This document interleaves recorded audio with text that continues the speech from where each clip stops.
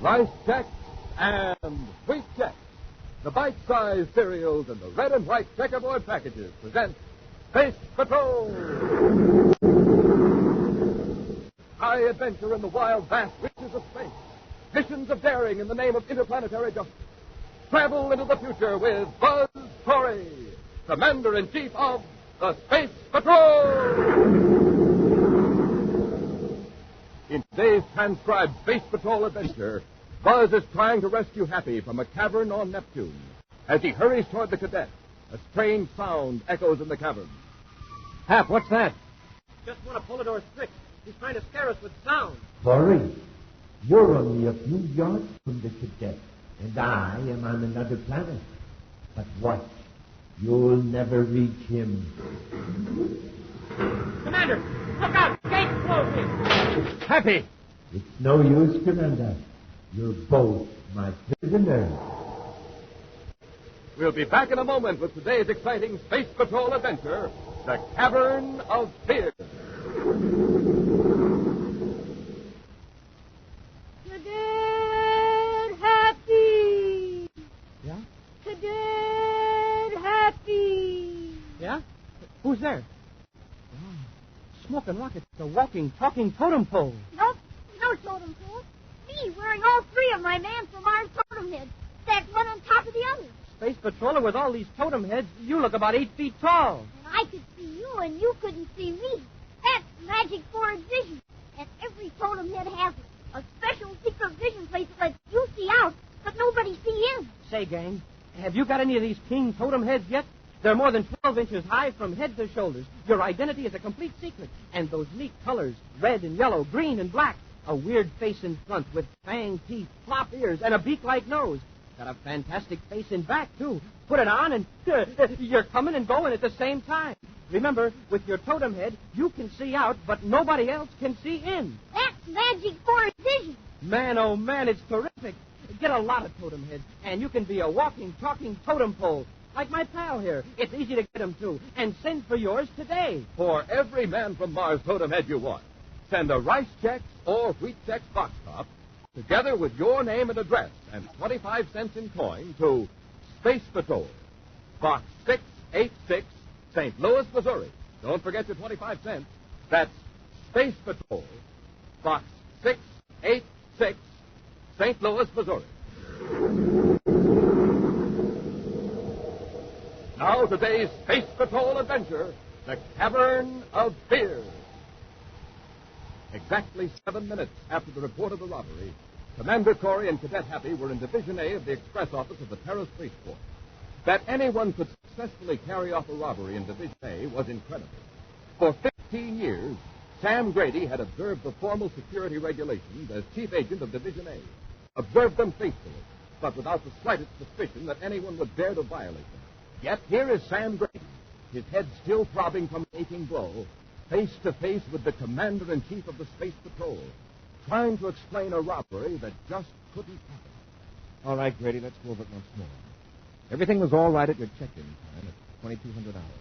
Came in here and opened the safe. That's right, Commander. I took the package of Zyklon crystals out of the safe. All right. You had the package. You closed the safe. You checked the code book. I started out of this room to give the package to Lieutenant Briggs.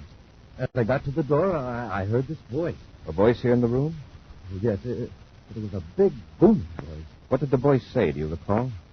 Well, this doesn't make sense, but I thought it said, "Have you forgotten something?" It was a thought that might have been in my own mind at the time. I'm very conscious of security regulations, you know, so I turned back. Did you see anyone? Not then. But as I walked back toward the safe, I was suddenly aware of a movement behind me. It seemed like there were 2 men in the room, and as I turned, one of them slugged me. That's all I remembered until I heard the officer in charge standing over me, shaking me. And by then, these men had disappeared with the Zyklon crystals. Yes. Well, Commander, this voice booming, it sure sounds like Polidor to me. Polidor? He's behind several major robberies. By some means, he's able to project his voice to direct members of his gang. Whatever this device is, it enables Polidor to see and hear as well as project his voice. Unless we grant Polidor magic powers, this device has to be planted at the scene of crime by human agents. I don't see how any device could be hidden in here, in Division A. And yet that voice, it was so full and powerful. I'll check behind these files, Commander. Maybe there's Just a minute, Happy. Come here. Yes, sir? What's that on your shoulder, that white powder? Smoking rockets, and I just had this uniform Wait, cleaned. don't brush it off. Whatever it is must have dropped in your tunic since you came in this room. Grady, I want you to come along with us to headquarters for a brainograph test. Oh, sure, Commander. I'll do anything I can to cooperate. We'll get to the lab and have that powder in the uniform analyzed. Maybe it's a clue to pull it on, maybe not. We won't know until he grabs it, I'll bet. Date? I'll tell you about it later. Come on, let's get to headquarters. Far out in space, a private cruiser races away from the man-made planet Terra. Turning from the controls, the pilot tunes a spacephone to a rarely used frequency, adjusts the scrambler circuit, and beams a signal into space. Vortex aboard cruiser S-713 calling Polidor. Vortex to Polidor. Vortex calling Polidor. Polidor here. Go ahead. Cyclone crystals are aboard. Flashes are still on Terra as you directed. Good. The express alert will not be to identify us. I was tuned in when he was being questioned by Commander Corey. Oh, then, he recovered all right? Yes. Corey is going to give him a brainograph test. But don't worry. What about the detectoscope button? It's destroyed. Reduced to powder. That'll leave Corey with another mystery on his hands. Yes. Wojciech, you will proceed to Neptune as directed. Sure, Polidor. Hold the Zyklon crystals at the cavern until I contact you. Hold it or out. In Commander Corey's central office at Space Patrol headquarters, Buzz and Happy are examining the results of the brainograph test on Sam Grady, express agent of Division A. Well, one thing's sure. Grady wasn't in on the job. No, everything he told us was the truth. He wasn't even guilty of carelessness. Polidor's men had everything figured down to the last detail.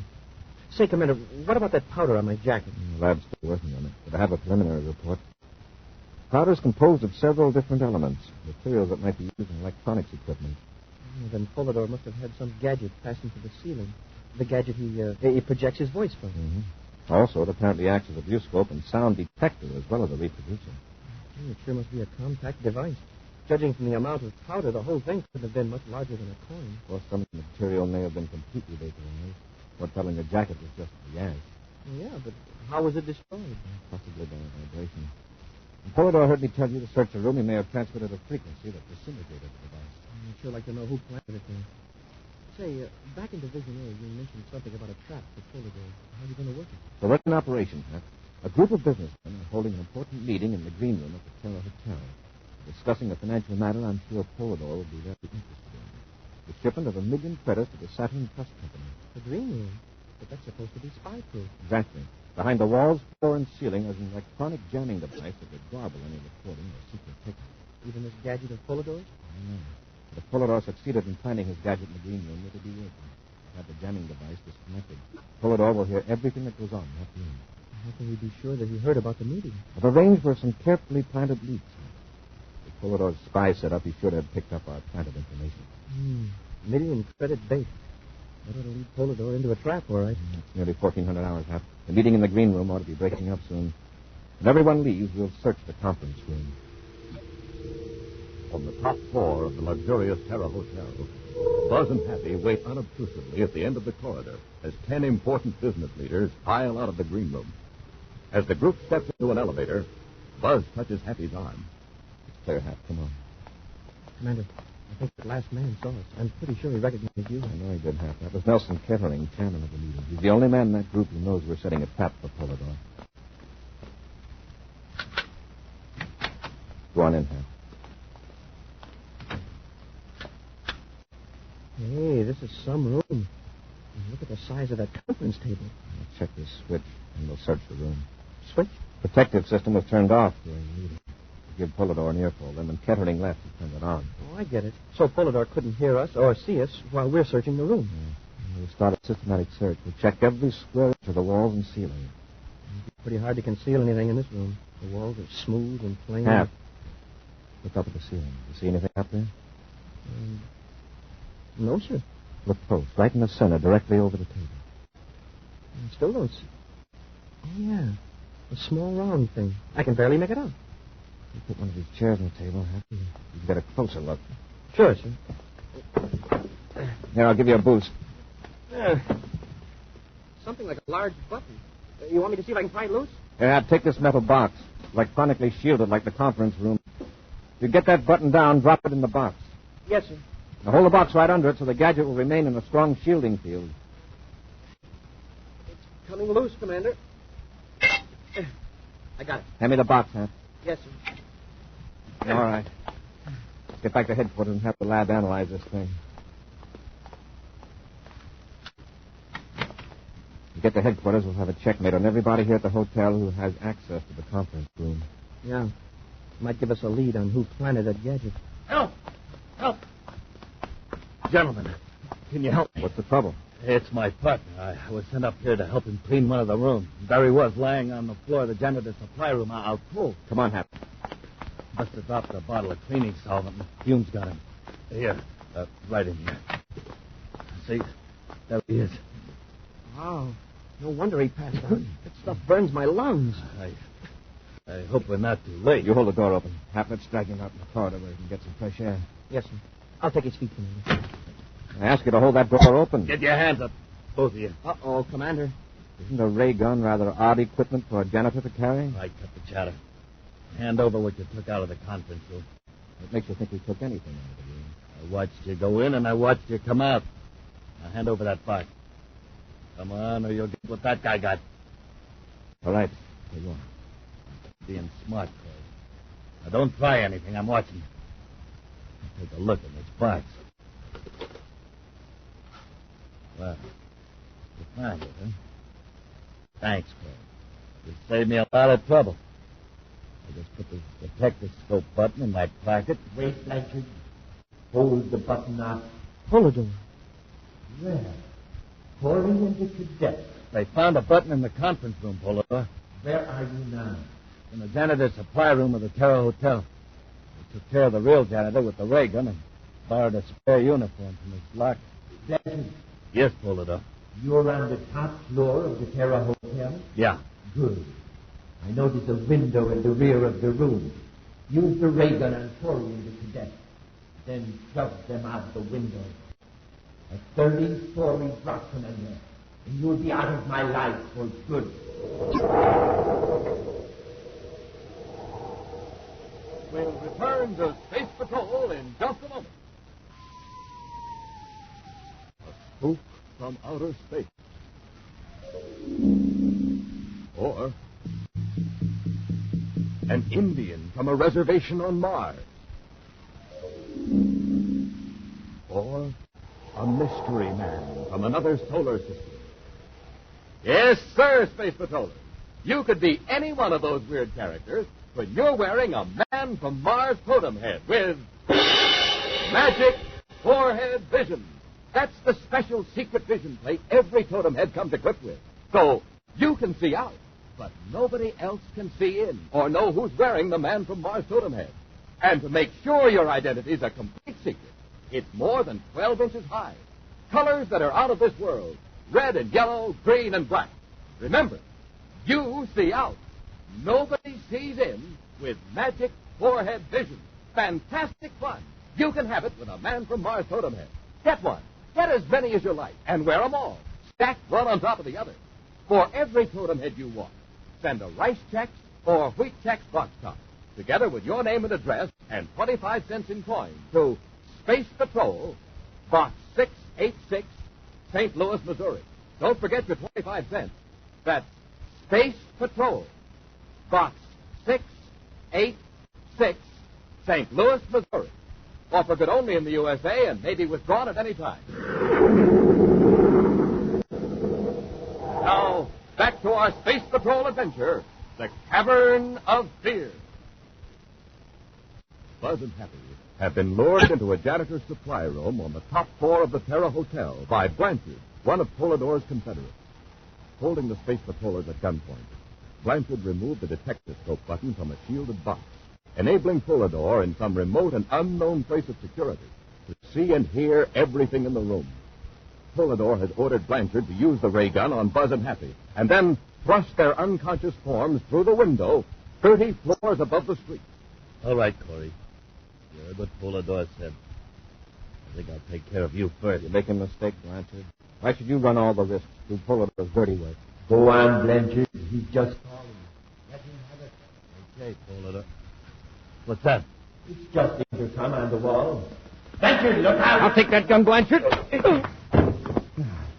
Hey, that was a beauty, Commander. Here's Blanchard's ray gun. Now, where's that detectoscope? Well, Blanchard had it in his left hand. It probably clenched in his fist. I'll get it.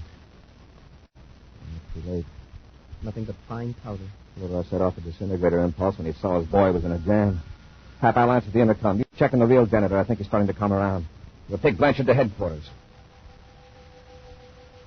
By the time Blanchard is brought into Commander Corey's office at headquarters, he has expressed himself as being willing to cooperate.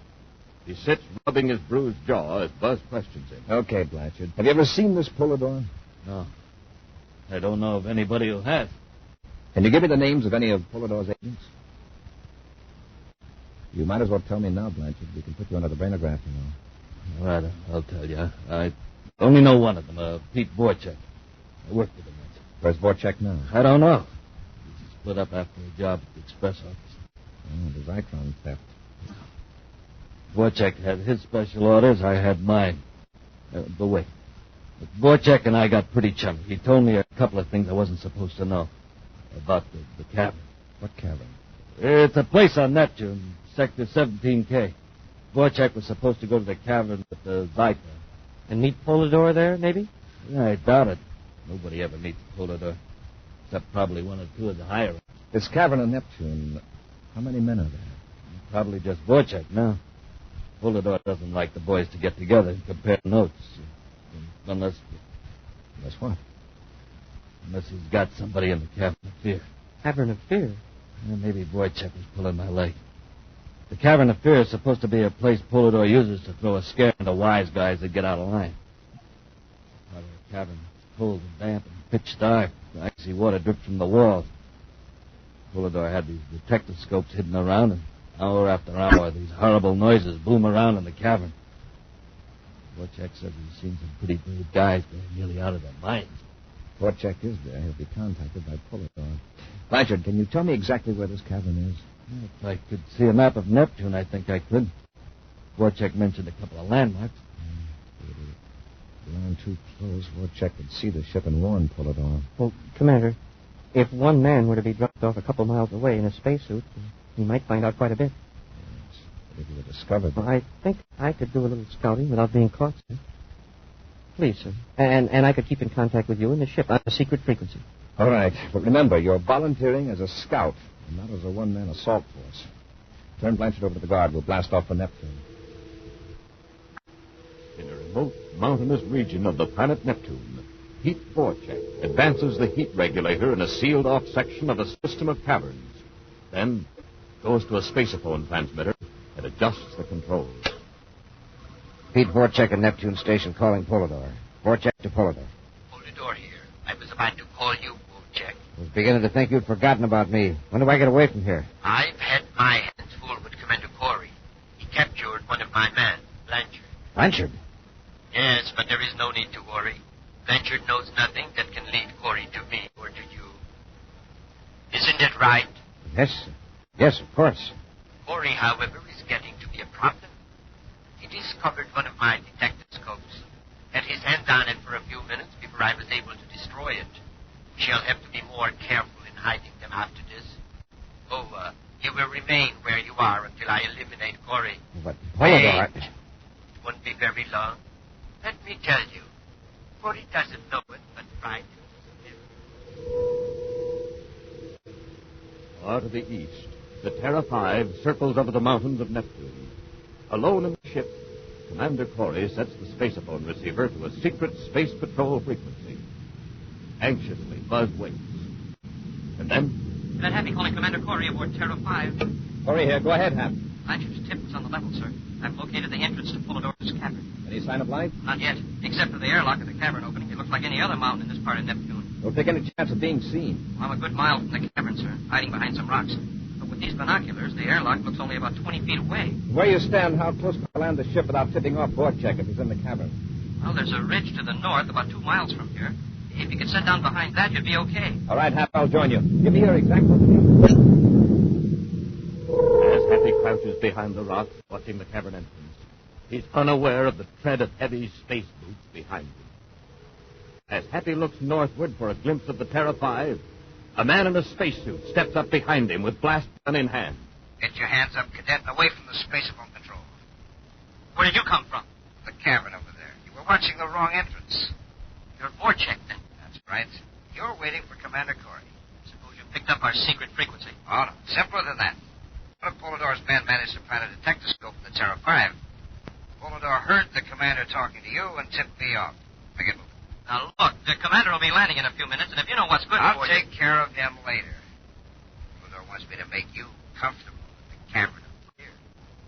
Now start walking. Entering the airlock, Happy is forced to walk for hundreds of yards through the winding passage of the cavern.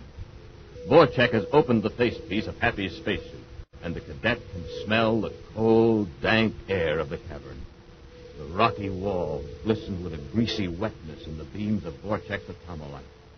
Suddenly, Happy finds himself in total darkness and is aware that he is alone. Hey, Vorchek, where are you? Vorchek, what happened to the light? Hey! Smoking rockets. A wild animal. And me in the dark without a gun. It's coming closer. Are you frightened, Cadet? Polidor. Well, that's a relief. The relief? Well, sure. Now I know there's no wild animal in the cavern. That roar was just a sound effect projected here the way your voice is, by your detectoscopes. Quite logical. However, you can be quite sure, can you? What do you mean? I am far away on another planet, but you can be certain just what might be in this cavern. Listen. Some animal may be creeping closer, its claws scraping the rough rocks. Sure. Let's hear some more of your sound effects, Polidor. Put on a show for me. You are brave now, but wait a few hours. Darkness will have its effect on your reason. Your senses will play tricks on you. Your imagination will get out of control. And for the first time in your life, you will know pure terror. Landing the Terra 5 and not finding Happy, Commander Corey has made his way to the cavern searching for the cadet. Cautiously, he makes his way through the winding passage with the aid of an atomolite. Occasionally, from the blackness ahead come strange sounds. Oh, shut up. Happy! Happy, where are you? Commander, I see your light. I'm back here. I'm coming, Hap. What's that? Oh, just one of Polidor's tricks. He's trying to scare us with sound. Corey, you're only a few yards from the cadet, and I am on another planet. But watch, you'll never reach him. Commander, look out. The gate's closing. Happy! It's no use, Commander. The cadet is locked behind the gate, and Vorchek will see that you don't escape. Look, Polidor, there'll be a squadron of Space Patrol ships here looking for us. Let them come. Vorchek will be gone when the Zyklons are full. And, of course, I am here in voice only. This whole section of Neptune is being watched right now. Your man Vorchek can't get through that patrol. Thank you, Commander. He can't escape in this ship, but he can in yours. Not unless I'm in it. The controls are locked, and only Happy and I can operate them. Oh, well, I don't mind losing Vorchek and the Zyklon if I can do away with you and the cadet. Vorchek can risk being shot down by your patrol ship if he likes. Right behind you with the blaster, Corey, so get him up. Well, Vorchek, you've been getting an earful. Yes. You're going to get me out of here, Corey. Vorchek, don't be a fool. It's a trick. Maybe, Polidor. But I know where I stand with you now. Come on, Corey, let's go. Just a minute. Open the gate and let the cadet out. Let him stay in here. I can't watch both of you. You leave him here alone in this cavern? Maybe Polidor will talk to him during his final hours. Come on, Corey, let's get out of here. You go first. All right. That's the way you want it. Had enough? On your feet. Sure. Now open that gate, Vorchek. Take it easy. I was only kidding. Here's the control back of this shelf of rock.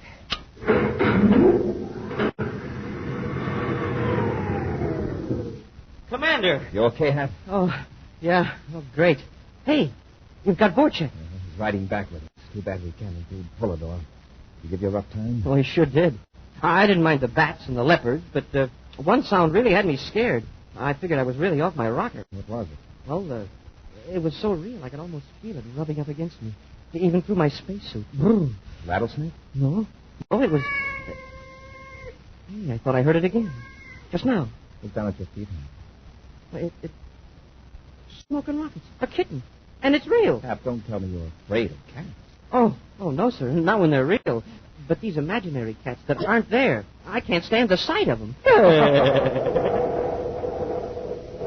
In just a moment, a preview of next week's exciting Space Patrol adventure, which will be brought to you by Nestle's Quick, for the greatest tasting chocolate milk, and those famous Nestle's chocolate bars.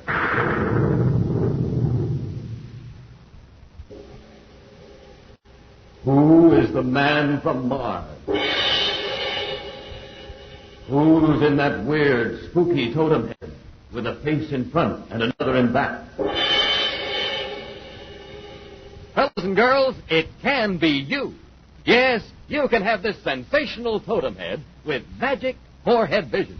Imagine, when you wear your totem head, you can see out, but nobody can see in. That's right. Magic forehead vision works only for you. When you're in that totem head, you can fool your best friend. Even your mom won't know it's you. It's easy to get your totem head because you drink that super wonderful, extra delicious Nestle's Quick, don't you? Sure. You know Quick makes the best chocolate milk in the universe. Well, just send the lid from the can of Nestle's Quick or a tracing of the front of the label, together with your name and address and 25 cents, to Space Patrol, Box 686, St. Louis, Missouri. That address again, Space Patrol, Box 686, St. Louis, Missouri. You'll get your totem head soon, so you can be the man from Mars.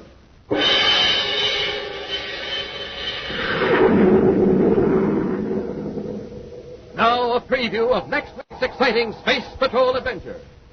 Buzz and Happy are aboard the Terra 5, preparing to fight off an attacking robot ship. Fire stern torpedo 1. Fire 1.